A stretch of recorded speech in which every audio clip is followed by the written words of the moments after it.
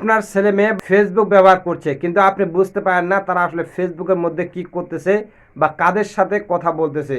কিন্তু আপনি যদি একটি সেটিংস করে রাখেন তাহলে কিন্তু তারা ফেসবুকের মধ্যে কি করতেছে না করতেছে আপনি সবকিছু কিন্তু জানতে পারবেন। চলুন আপনাদেরকে মোবাইল স্ক্রিনে লাইভ প্রুফ দেখিয়ে দিচ্ছি। প্রথমে মোবাইল স্ক্রিনে আসার পর ফেসবুক অফিসিয়াল অ্যাপসের মধ্যে প্রেস করে দিবেন। তারপরে এই যেখানে দেখতে পাচ্ছেন 3 লাইন অপশন, ঠিক এখানে প্রেস করে দিবেন।